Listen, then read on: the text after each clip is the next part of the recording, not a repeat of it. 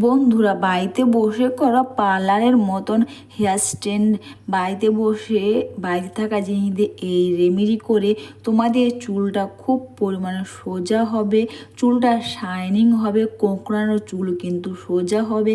তো বন্ধুরা, ভিডিওটা তোমরা স্কিপ করো না, পুরো ভিডিওটাই দেখো।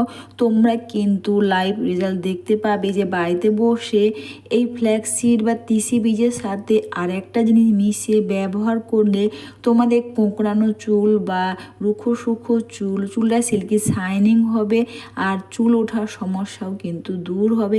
তো দেখো, এটা হচ্ছে ফ্ল্যাক্সিড বা তিসি বীজ। এই ফ্ল্যাক্সিড আর তিসি বীজের সাথে বন্ধুরা আর একটাই জিনিস দিচ্ছি, সেটা হচ্ছে বন্ধুরা চালের গুঁড়ো। তো তোমরা যখন পার্লারে যাও বা অনেক টাকাই তোমরা খরচা করো, কোনো খরচা না করে এই রেমেডি করলে তোমাদের চুলটা দেখবে খুব পরিমাণে সোজা হবে আর চুলটা কিন্তু শাইনিং হবে। সামনেই পুজো, এখন থেকে তোমরা এই বাড়িতে বসে এইভাবে তোমরা হেয়ার স্টাইল আমি যেভাবে বলছি তোমরা যদি করো না, দেখবে তোমাদের কোঁকড়ানো চুল বা রুখো সুখো বা চুলটা ড্রাই হয়ে গেছে বা চুলের কোনো শাইনিং নেই, এটা করলে কিন্তু চুলটা শাইনিং হবে। তো সবার প্রথমে আমি এইখানে 1 চামচের ওপরে ফ্ল্যাক্সিড বা তিসি বীজ নিয়েছি আর 1 চামচের ওপরে কিন্তু আমি এখানে চালের গুঁড়ো নিয়েছি।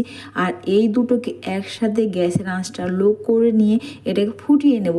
এটাকে 10 মিনিট মতন আমি এটাকে নেড়ে ছেড়ে নিয়ে ফুটিয়ে নেব। ফ্ল্যাক্সিড বা তিসি বীজ ব্যবহার করে যেমন আমাদের চুলটা সোজা হয়, তেমনই কিন্তু ফ্ল্যাক্সিড বা তিসি বীজ ব্যবহার করলে কিন্তু আমাদের চুল ওঠার সমস্যাও কিন্তু দূর হয়, নতুন চুলও কিন্তু গজাতে খুব পরিমাণে সাহায্য করে এই ফ্ল্যাক্সিড বা তিসি বীজ।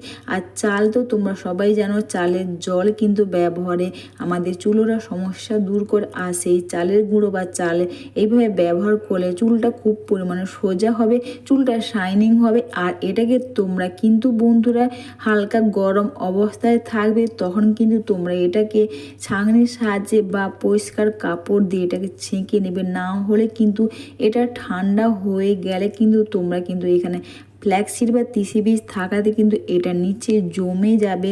তো তোমরা এটা হালকা গরম অবস্থা এইভাবে তোমরা এটাকে বের করে নেবে, না হলে কিন্তু এই ক্রিমটা তোমাদের বের করতে খুব অসুবিধা হবে। আর তাছাড়া বন্ধুরা, তোমরা এটা যখন তখন বা প্রয়োজন মতো তোমরা বাড়িতে বসে খুব সহজে করতে পারবে। রুখো সুখো বা চুলটা ড্রাই হয়ে গেছে বা চুলের কোনো শাইনিং নেই, তখন তোমরা বাড়িতে বসে খুব সহজে করো এই ফ্ল্যাক্সিড বা তিসি বীজ আর চালের গুঁড়ো দিয়ে তোমরা হেয়ার স্ট্রেন্থ। তো দেখো, এটা খুব সুন্দর একটা ক্রিম আকারের বেরিয়েছে আর খুব সুন্দর একটা ক্রিম আকারে রেডি হয়ে গেছে। আর বন্ধুরা, এটা তোমাদের ব্যবহার করতেও কিন্তু খুব সুবিধা হবে। আর এর সাথে বন্ধুরা একটাই জিনিস দিচ্ছি, সেটা হচ্ছে বন্ধুরা আমি এখানে আমন্ড অয়েল দিচ্ছি। তো বন্ধুরা, তোমরা চাইলে এখানে ক্যাস্টর অয়েল থাকলে তোমরা ক্যাস্টর অয়েল দিতে পারো, তো খুব ভালো হয়। আর এটাকে আমি এখানে দেখো 1/2 চামচের ওপরে কিন্তু এখানে আমন্ড অয়েল দিলাম, দিয়ে এটাকে ভালো করে মিশিয়ে নেব।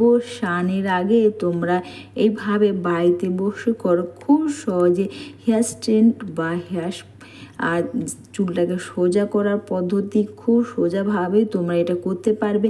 আর তোমরা কিন্তু এটা তেল বা মাথার মধ্যে তেল আছে সেটা তখন কিন্তু ব্যবহার করলে অতটাও কাজ দেবে না। তোমরা এটা যখনই ব্যবহার করবে চুলটাকে শ্যাম্পু করে নেবে, তারপর তোমরা চুলটাকে 2 ভাগে ভাগ করে নাও, যাতে তোমাদের এটা ব্যবহার করতে খুব সুবিধা হবে। আর এইভাবে দেখো ছোট ছোট আকারে চুলটাকে তোমরা ভাগ করে নিয়ে যতটা ছোট ছোট আকারে তোমরা এটাকে টেনে টেনে লাগাতে পারে বন্ধুরা, ততটাই এটা খুব ভালো কাজ দেবে। চুলটাকে এইভাবে ছোট ছোট আকারে তোমরা ভাগ করে নিয়ে জাস্ট তোমরা এই ক্রিমটা পুরো চুলের মধ্যে জাস্ট আমি যেভাবে লাগাচ্ছি না, খুব সুন্দরভাবে টেনে টেনে তোমরা লাগিয়ে নাও। বাড়িতে বসে খুব সহজে নিজেদের চুলকে সোজা করবে, খুব সহজে কোনো ঝামেলা ছাড়াই।